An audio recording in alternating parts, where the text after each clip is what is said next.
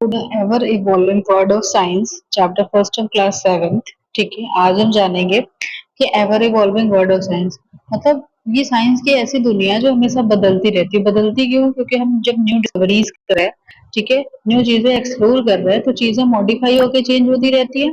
आप इसे ही क्या बोलोगे कि ever evolving word of science मतलब विज्ञान की ऐसी दुनिया जो हमेशा बदलती रह रही है और आगे बढ़ती रहती है। ठीक है, क्या बोला? We hope you enjoyed your adventure with curiosity in class 6। हमें आशा है कि आपने अपना जो भी एक्साइटिंग जर्नी होगी आपने वो एंजॉय किया होगा क्लास 6 में, जो भी चीजें आपने पढ़ी, जिस भी चीजें के बारे में आपने जाना। And are now ready to continue our journey into the wonderful world of science. अब हम और भी ज्यादा विज्ञान के अद्भुत दुनिया में प्रवेश करके उस चीजों के बारे में और ज्यादा एक्सप्लोर करेंगे और अच्छे से जानेंगे। This thing is not just a textbook with the facts. ये this again is not just a textbook with facts. ये एक ऐसा नहीं है कि फिर से इसमें तथ्य ही तथ्य आपको मिल रहे हैं कि जो चीजें पहले बता दी गई चीजें सही हैं, तो ऐसा नहीं है। आपको बहुत सारी चीजें क्या है, it is an invitation to question and to perform an experiment. ये क्या है, आप क्वेश्चन को इनवाइट करोगे कि हाँ, आपके दिमाग में आप एक्सपेरिमेंट परफॉर्म करोगे, अपने क्वेश्चन जनरेट होगा, फिर आप क्या करोगे, उस एक्सपेरिमेंट्स को परफॉर्म करोगे, प्रयोग में लाओगे, फिर आपको चीजें समझ आएंगी। And to explore as we try to understand the beautiful world we live in। और हम चीजों को एक्सप्लोर करेंगे, ठीक है, उसके बारे में खोज करेंगे और क्या करेंगे, उस चीज के बारे में हम समझेंगे कि हमारा कि ब्यूटीफुल वर्ल्ड है जहाँ पे हम क्या करते हैं, रहते हैं। The word of science covers everything. जो साइंस की दुनिया है वो सारी चीजों को मैक्सिमम कवर कर लेती है। आप प्लांट्स ले लो, एनिमल्स ले लो, बड़ी चीजें ले लो, छोटी चीजें ले लो, small small and large, near and far. छोटी चीज बड़ी चीज हो गई, पास वाली चीज हो गई, दूर वाली चीज हो गई। We may be looking at the tiny cells. ठीक है, हम छोटे सेल्स पे, जो हम एकदम सबसे इनिशियल जो होता है, basic function unit of life ले लो, जो सेल्स में, हमारे में तो सेल है, लीफ के इनसाइड भी सेल होगा। और द मूवमेंट ऑफ द सन, जो सन मूव कर रहा है, स्टार्स जो मूव कर रहे हैं। We may be testing out the material around us at home. हम बहुत सारी चीजें घर पे पड़ी रहती है, उस पर भी एक्सपेरिमेंट करते ही रहते हैं और डिस्कवर और discussing how water flows in the underground. कैसे पानी जमीन के अंदर बहता होता है और हमारे नलके में आ जाता है पानी। As you go through the chapters in this book you will start new adventure that challenge your thinking, expand your knowledge and help you become an explorer, making small discoveries for your self. जब हम इस chapter के, और अभी तो first chapter है, हम last तक जब जाएंगे 13 चैप्टर तक पहुंचेंगे, तो हम इन सारे चैप्टर्स में क्या करेंगे, न्यू न्यू चीजों के बारे में खोज करेंगे, न्यू एडवेंचर्स के बारे में जानेंगे। ओके, और क्या, और हमारी थिंकिंग को चैलेंज करेगा कि हम जो अभी तक सोचते हैं वो चीजें ये नहीं है, या फिर इस वे से सोचे तो ये चीजें पॉसिबल हैं। ठीक है, बहुत सारी थिंकिंग को चैलेंज करेगा, हमारे एक्सपेंड, हमारे और भी नॉलेज को बढ़ाएगा। हम जैसे बहुत थोड़ा जान रहे थे, अभी पढ़ेंगे तभी तो हमें जानकारी होगी। And help you become an explorer, और हमें क्या करेगा, खोज करने वाला बनाएगा कि अगर आप चीजें किसी के बारे में खोज कर रहे हो तभी तो आप नई चीजों के बारे में जान रहे हो। Making small discoveries for yourself, और आप खोज बाकियों के लिए थोड़ी कर रहे हो, आप खुद को नॉलेज गेन करने के लिए ये सारी चीजों को एक्सप्लोर करते हो। Before we dive into our exciting journey. Dive का मतलब होता है कि हम किसी चीज में जब गोता लगाते हैं, मतलब डुबकी लगाते हैं, तो उसको हम क्या बोलते हैं, डाइव कहते हैं। ठीक है, अब हम अपनी एक्साइटिंग जर्नी जो साइंस है उसके बारे में हम नॉलेज गेन करने पे अगर अंदर जाएंगे, तो take a moment to observe something special about this book. अब आप एक थोड़ा समय लो और जो आपकी बुक में जितनी चीजें लिखी हुई हैं आप उसके बारे में थिंक करो और पढ़ाई करो। Look at the page number. They follow the playful flight of a butterfly and the soaring of paper plane. आप देखो, जो चैप्टर फर्स्ट का पेज नंबर 1 है उसमें आप क्या देख रहे हो कि आप पेपर, कागज से बने पेपर को उड़ा रहे हो, बटरफ्लाई है वो उड़ रही है आसमान में। ठीक है, जो आप पेपर का फोल्ड करके बनाते हो ना, वही चीज है, इसको बोलते हैं सोरिंग ऑफ पेपर। का मतलब होता है कागज के पन्ने को मोड़ के और उसको ऊपर उठाना है या कागज को हवा में उड़ाना, उसको बोलते हैं soaring of paper. Just as butterfly flutters freely and paper plane flies into the sky. Flutter मतलब होता है जो फड़फड़ा के उड़ते हैं ना बटरफ्लाईज, तो अपने इंजॉय करके उड़ रही है बटरफ्लाई। वैसे पेपर प्लेन जो हमने बनाया है वो भी स्काई में क्या कर रही है, फ्लाई कर रही है। Learning takes flight when curiosity leads the way. जब हम चीजों के बारे में जानने की ज्यादा इच्छा रखते हैं, क्यूरियोसिटी रहती है, तो हमारी जो हमारे जानने की इच्छा, जो हमारी लर्निंग कैपेबिलिटीज होती हैं, वो एक अच्छे मोड पे चली जाती है कि हम और अच्छे से नॉलेज गेन करके और नॉलेजेबल हो जाते हैं। तो और चीज़ों के बारे में जानने के लिए हम और इच्छुक होते हैं। तो लर्निंग टेक्स लाइट मतलब कि जैसे हम जान रहे हैं जो भी चीज़, तो हमें और इंटरेस्ट आ रहा है, हम और सारी चीज़ों के बारे में जानने के लिए क्यूरियस रहेंगे और नए-नए रास्ते खुलते चले जाते हैं, हम और भी चीज़ें जानते चले जाते हैं। Did you know that something as simple as a paper pen inspired a real scientific exploration of a flight? क्या आप जानते हो कि एक छोटा-सा पेपर जो आपने बना के उड़ाया है, वो एक real scientific exploration of flight है। जैसे फ्लाइट आसमान में उड़ती है, एरोप्लेन आसमान में उड़ता है, वैसे ही आप एक साइंटिफिक ट्रिक से ही तो आपने पेपर को फ़ोल्ड किया, सोअरिंग ऑफ पेपर, पेपर को ऊपर उठाया और पेपर उड़ गया आसमान में। ठीक है? ये आप एक साइंटिफिक तरीके से ही आपने इस चीज़ों को एक्सप्लोर किया है। आप देखिए फिर ही आपने इस चीज़ को अप्लाई किया है। आपके फिगर देखो बने हुए हैं, ऊपर रॉकेट बना हुआ है। So, from early inventors studying birds' wings to modern engineer designing aircraft, the dream of flying started with simple observation and experiments. जैसे चिड़िया उड़ती हैं, बर्ड्स उड़ते हैं ना आसमान में, वैसे ही ऑब्जर्व करके साइंटिस्ट ने एक बड़ा सा यंत्र बना दिया जिसको आप अभी फ्लाइट एरोप्लेन वगैरह कहते हो, जो आसमान में क्या करता है, फ्लाई करता है। ठीक है? From inventors studying birds wings to the modern engineer designing aircrafts and dream of flying started with a simple observation and experiment. Simple सा हमने ऑब्जर्व किया कि हाँ बटरफ्लाई या बर्ड्स वगैरह फ्लाई करती हैं, उनके फ्लटरिंग ऑफ विंग्स से हमने देखा एयरक्राफ्ट के, उसको बहुत अच्छे से ऑब्जर्व करके फिर मॉडर्नाइजेशन आया, मॉडर्नाइजेशन की वजह से फिर हमने एक एयरक्राफ्ट का जनरेशन कर दिया। The dream of flying started with simple observation and experiment. एकदम सिंपल सा हमने देखा कि बर्ड फ्लाई कर रहे हैं, उसके विंग्स फ्लटर कर रहे हैं, तो अगर हम कोई चीज ऐसे यंत्र बनाए तो क्या वो आसमान में ऐसे स्काई में उड़ पाएगा? तो वो सारी चीजें बहुत दिन तक ऑब्जर्वेशन चली, बहुत सालों तक लग गए इस चीजों को बनाने में, अपने ऑब्जर्वेशन को अपने एक एक्सपेरिमेंट में लाने में और फिर इसको इम्प्लीमेंट करने में। So as you turn each page let your imagination takes flight. ऐसे ही आप अपनी चीजों को जब देखो तो आप चीजों एक्सपेरिमेंट करके उस चीजों को प्रयोग में लाने की कोशिश करो, एक्सप्लोरिंग अपने न्यू आइडियाज को एक्सप्लोर करो, जो आपने डिस्कवरी की है, जो नई चीजों की खोज की है उसके बारे में भी बताओ और जानो, और अपने जो लिमिट है उसको उसके बियॉन्ड बियॉन्ड चीजें करो, मतलब आप रीच द स्काई लिमिट्स, मतलब जितने जानना चाहते हो उससे ज्यादा जानने की कोशिश करो, आप बहुत ज्यादा नॉलेजेबल ऑटोमेटिक हो जाओगे, नोइंगली और unknowingly you know variety of things. Exploration of course isn't just about discovering new facts or learning about different things in nature. Exploration का मतलब ये नहीं होता है कि आपने बस नई चीजें डिस्कवर कर दी और हो गया और बाकी चीजें बस आपने जान ली, हो गया, ऐसी चीजें नहीं होती हैं। इसका मतलब ये होता है कि आप science as we said in grade 6, science क्या ग्रेड 6 में आपने पढ़ा था, एक प्रोसेस होता है, is a process, so it is about a way of thinking that welcome curiosity, asking question and is open to the unknown. मतलब कि साइंस एक ऐसा होता है कि आप आओ उस चीजों के बारे में सोचो, फिर आप उस चीज के बारे में और इच्छुक रहो जानने के, तो आप वेराइटीज ऑफ थिंग्स को जान जाओगे, क्वेश्चन रेज करोगे और आप आपके अंदर कैपेबिलिटी डेवलप करोगे और बहुत सारी चीजों को आप एक्सप्लोर करोगे और नॉलेज गेन करते चले जाओगे। In grade 7 we will try to ask deeper question। अब 6 तो छोटे बच्चे थे, अब 7th में जैसे जैसे आप मैच्योर होगे वैसे डीपर डीपर क्वेश्चन भी आप आस्क करोगे। ठीक है, यहाँ क्या बोला है कि in grade 7 we will try to ask deeper question, how do things works, why do events happen, way they do, कैसे ये जो हमारे जो जैसे इस दिन पड़ता है कि इस दिन हमारे वो पड़ी दिवाली पड़ रही है, इस दिन होली पड़ रही है, इवेंट्स तो हो रहे हैं इस दिन पे, and what can we learn from the patterns that we see in nature. और हम नेचर्स में जैसे कभी मॉनसून आ जा रहा है, कभी ये सारी चीज आ रही है, तो पैटर्न्स कैसे ऑब्जर्व कर रहे हैं नेचर का। To do this we have to step out of this book, step out of the classroom perhaps, and experience the world through activities and experiments। अब इन सब चीजों के बारे में जानने के लिए हमें अपने बुक के बारे बाहर भी नॉलेज गेन करनी होगी, हमें अपने क्लासरूम के बाहर भी देखना होगा और हमें एक्सपीरियंस करना होगा वर्ल्ड के बारे में। कैसे करोगे, देख के ऑब्जर्व करके तो नहीं होगा, इफ आप देख रहे हो तो चीजों को इम्प्लीमेंट करके आप एक्टिविटीज करोगे, एक्सपेरिमेंट्स करोगे तो और चीजें क्लियर हो जाएंगी। These are the experience that we hope we will not just be interesting or exciting but also serve as stepping stones to a deeper understanding of the environment we live in and of our place on this planet। देखो ये सारे experience हमें क्या करेंगे कि हमें और ज्यादा इंटरेस्टिंग आइडियाज के बारे में हमारे अंदर आएगी, हम और ज्यादा चीजों को एक्सप्लोर करेंगे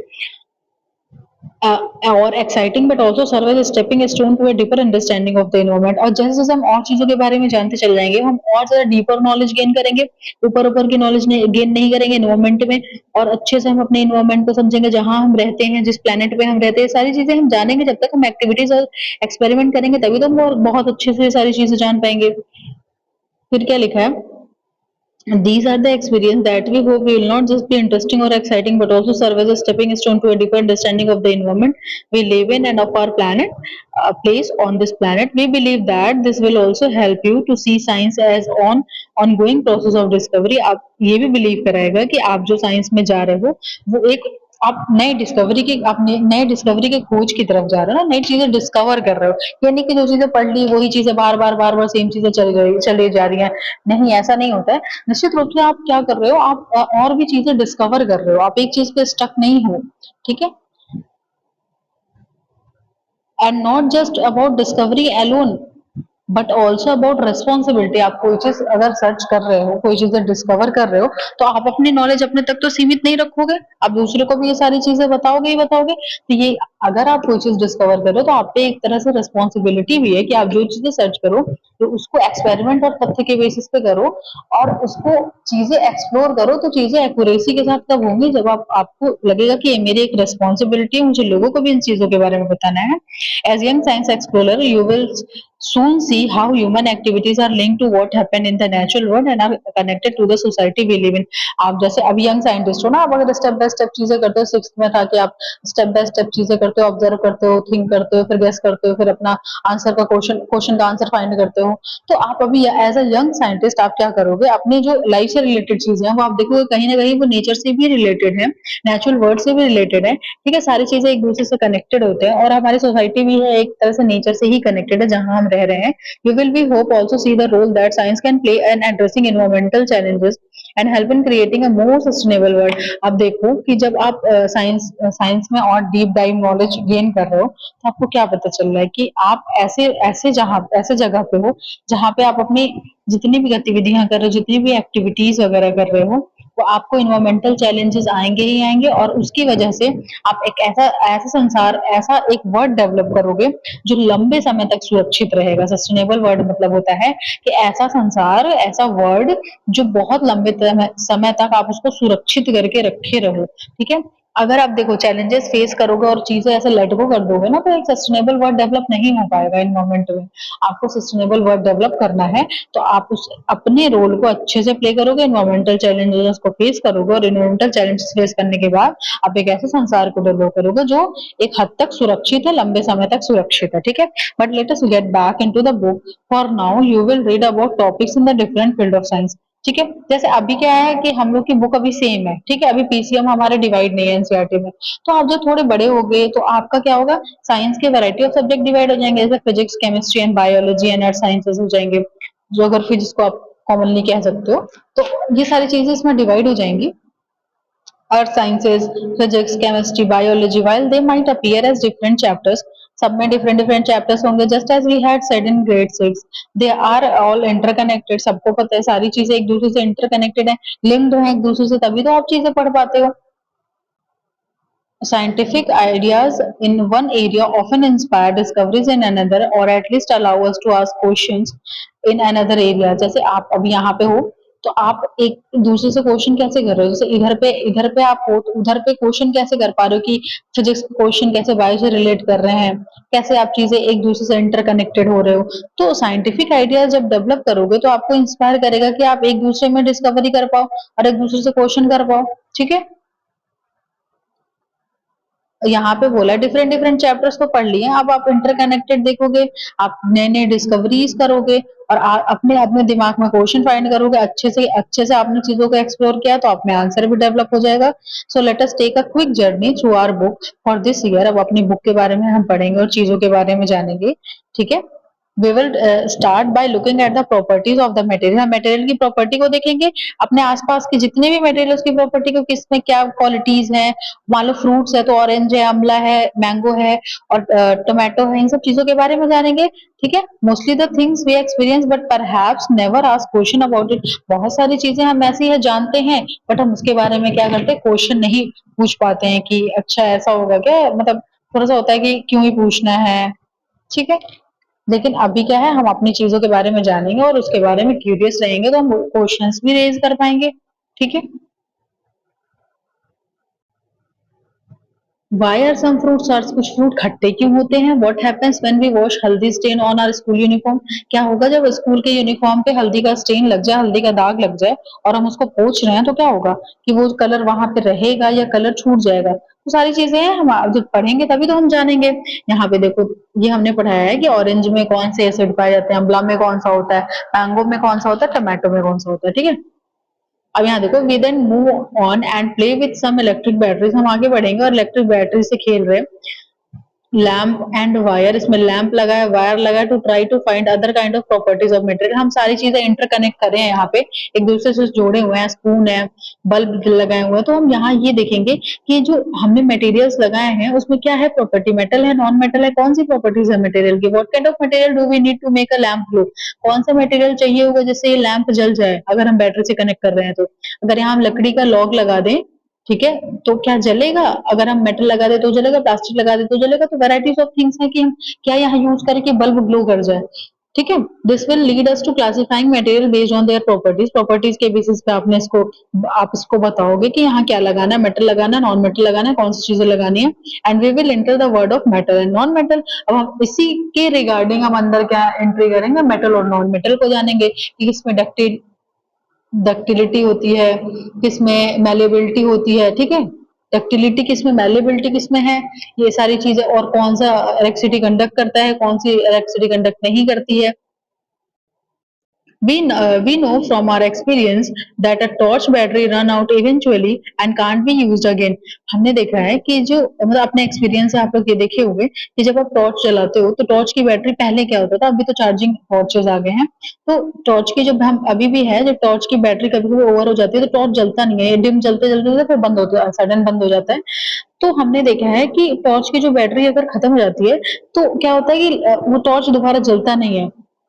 तो ऐसा क्या है कि उसमें क्यों वो टॉर्च जल नहीं रहा है, क्या उसकी बैटरी खत्म हो गई इसलिए नहीं जल रहा है। We will explore what kind of changes happen around us. अब हम देखेंगे कि हमारे आसपास क्या चीजें चेंजेस हो रहे हैं, some changes can be reversed and other can not B.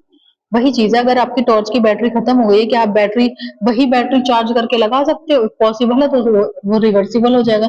अगर आपको नेक्स्ट बैटरी चेंज करके लगानी पड़ी है तो यानी बैटरी चार्जेबल नहीं थी, तो उसको बैटरी को चेंज करना पड़ेगा, तो बैटरी रिवर्सिबल चेंज होगा। इफ टॉर्च हमारा चार्जेबल है तो चार्ज करके फिर से उसको अगेन उसमें से लाइट हम जनरेट कर देंगे। तो यही बोला है कि अगर चीजें रिवर्सिबल हमारे हाथ में है तो हम उसको रिवर्स कर देंगे, इफ नहीं है तो हम उसको रिवर्स नहीं कर पाएंगे। और इसी वजह से हम रिवर्सिबल और इरिवर्सिबल चेंजेस के बारे में पढ़ेंगे, ठीक है। अब यहाँ पे क्या लिखा हुआ है कि batteries run out, ice melts into water, fruit ripen, rock break into pebbles. What kind of changes are these? जैसे बैटरी खत्म हो जा रही है, आइस मेल्ट होकर वाटर में कन्वर्ट हो जा रहा है, फ्रूट जो भी कच्चे थे वो पक गए, रॉक जो बड़े बड़े रॉक्स हैं वो छोटे छोटे पीसेस ऑफ ईट होती है ना उसमें पेबल्स में कन्वर्ट हो जा रहे हैं। तो ये सारे चेंजेस कैसे चेंजेस हैं? Some of these happen or happen faster when things are heated. कुछ इसमें से ऐसी चीजें हैं जो हमने ऊपर एग्जांपल पढ़े, कुछ चीज तुरंत हो रही है या बहुत जल्दी जल्दी हो रही है कोई चीज, या फिर कोई चीजें आराम आराम टाइम ले रही है तब हो रही है, ठीक है। लेकिन हो क्यों रही है ये चीजें? We will look at how heat flows, whether it is the melting of ice cube in a glass or melting of a glacier। हम देखेंगे कि कैसे हीट फ्लो कर रहा है वन फॉर्म से अनदर फॉर्म से, जैसे वन फॉर्म से अनदर फॉर्म, जैसे हमारा वाटर था, वाटर हमारा किसमें सॉलिड में कन्वर्ट हो गया, तो आइस फिर हम मेल्ट करेंगे तो फिर सॉलिड हमारा लिक्विड में कन्वर्ट हो जाएगा। तो कैसे इसमें हीट ट्रांसफर हुआ और इतनी फास्टर हीट ट्रांसफर हो रहा है कि हमारे जो आइस क्यूब है वो मेल्ट हो जा रही है और जो ग्लेशियर बड़े बड़े हैं वो भी मेल्ट कर जा रहे हैं। Water is of course everywhere, पानी हर जगह है। And with the heat from the sun, जब जब सूर्य की रेज, सन की रेज आ रही हैं, ठीक है, सन की रेज आने की वजह से वाटर जो होता है वो हीट होगा, ऊपर के लेयर की हीट होंगी, जाहिर सी बात है हर चीजें गर्म हो जाएंगी तो पानी का लेयर भी गर्म होगा। It evaporates from the seas and falls as rain. Water evaporation की प्रोसेस सबको पता है कि कैसे हमारा सी वाटर इवोपरेट्स होगा, ठीक है। फिर वो इवोपरेशन के बाद हमारी रेन होती है, perhaps trickling down into the ground somewhere far away। अब देखो यहाँ पे क्या बोले, सबसे पहले हम यहाँ देखेंगे कि हमारी न्यू न्यू चीजें क्या मिल रही है हमें। एक मिनट,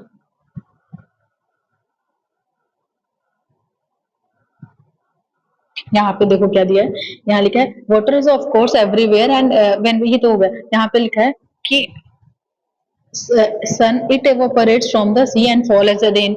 जब पानी इवेपोरेशन में जाता है तो इवेपोरेट हो गए, सन की रेज आई तो वाटर इवेपोरेट होके भाप बन गए, फिर नेक्स्ट टाइम रेन होके फॉल डाउन हो जाती है। Perhaps trickling down into the ground, मतलब धीरे, ट्रिकलिंग का मतलब होता है धीरे धीरे बहना। जब पानी इवेपोरेट हुआ तो फिर रेन वाटर बना, फिर रेन अब बारिश हुई, तो अब ग्राउंड में आप देखोगे जब पानी बरसेगा तो धीरे धीरे ही बहेगा पानी, समवेयर फॉर अवे, कहीं पास पास होगा, कहीं दूर दूर जाके बह के चला जाएगा। ठीक है, however it is not just changes in material around us that we see. ये केवल मटेरियल नहीं होता जो हम देखते हैं अपने आसपास में, कुछ चीजें ऐसी भी होती है ना जो कि अभी हम चीजें उस चीज को बारे में जानेंगे कि मटेरियल में चेंज हो रहा है या कोई हिडन चेंजेस है। However, it is not just changes in material around us that we see or the hidden changes in water that we do not see। कुछ चीजें ऐसे हैं जो हम देख रहे हैं, वो डायरेक्ट चेंजेस दिख रहे हैं, कुछ ऐसे हैं जो हिडन चेंजेस हैं जो वाटर के जो हमें नहीं दिख रहे हैं। As we are growing our bodies are changing as well. जब हम बड़े होते हैं तो हमारी बॉडी भी चेंजेस हो रही है। हम पहले छोटे बच्चे थे, फिर हम प्यूबर्टी हिट करते हैं, फिर हम एडल्टहुड में आते हैं। ठीक है, तो specially around the middle school year our bodies are changing rapidly. जब मिडिल स्कूल में जब हमारी प्यूबर्टी एडोलसेंस स्टेज आ जाता है तो हम क्या करते हैं, हमारी बॉडी चेंज होती है।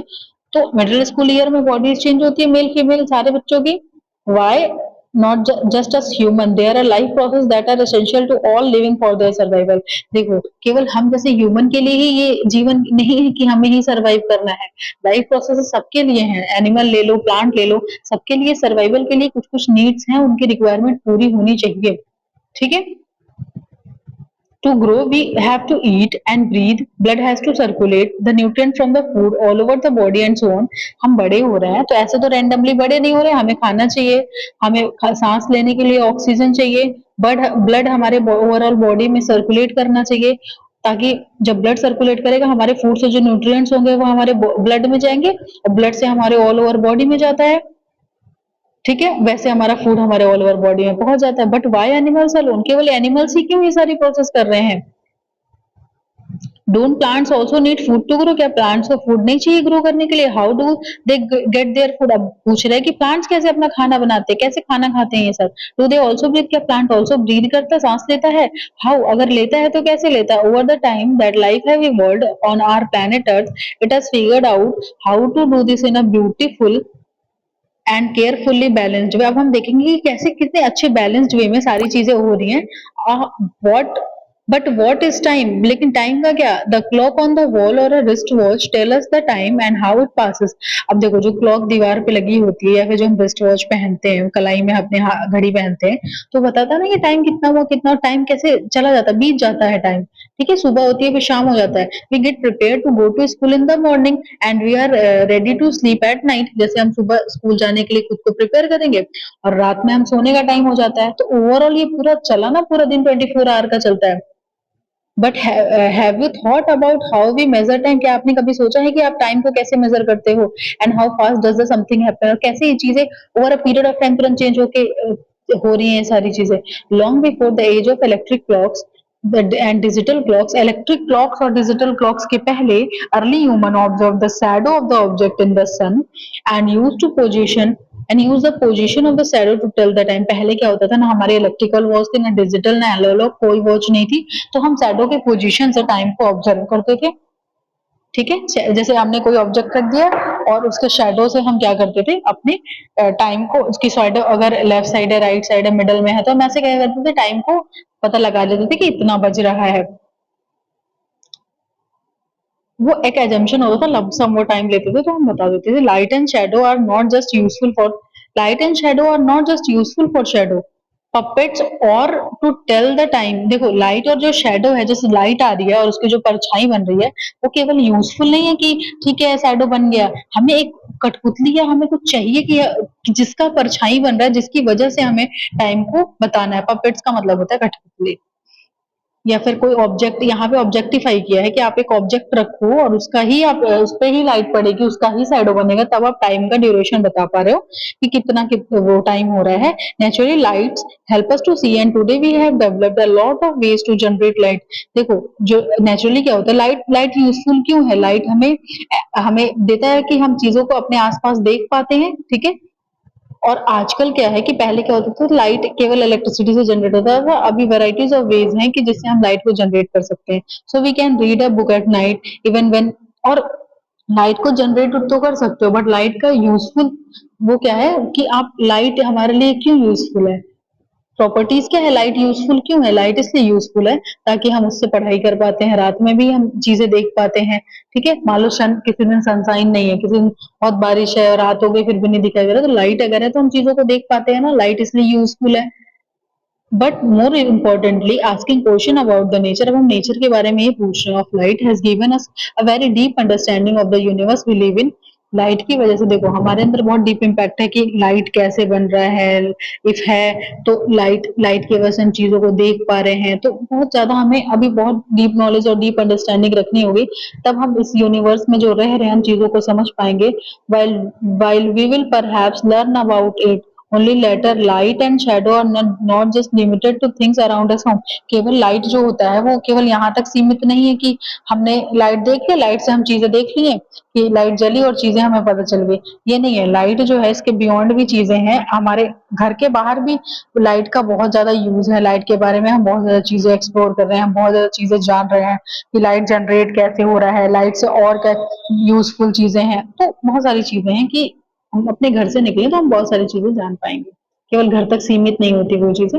Even the earth and moon can cast shadow, देखो ये नहीं है कि हम लोग केवल परछाई चीजों से बन रही है, ऑब्जेक्ट से ही बन रही है, परछाई तुम्हारा सन और मून भी बनाता है, जिसको आप इक्लिप्स कहते हो, हिंदी में उसे ग्रहण कहते हैं।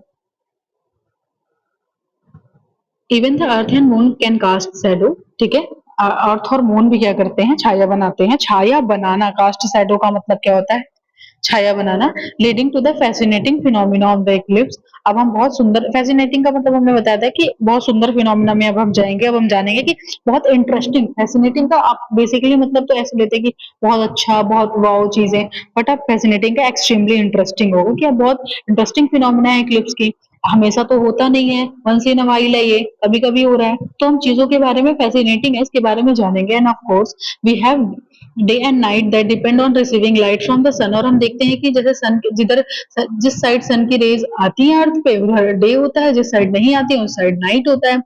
ठीक है, to understand all of this we need to know how the earth rotate around it axis, और ये सब चीज जानने के बाद अब हम ये देखेंगे कि सन कैसे अपने एक्सिस के अराउंड रोटेट करता है, how the moon goes around the earth, और मून कैसे अर्थ के चक्कर लगाता है। ठीक है, and the earth around the sun, earth कैसे सन के अराउंड चक्कर लगाता है, and the consequences of these movement of on life on our beautiful planet.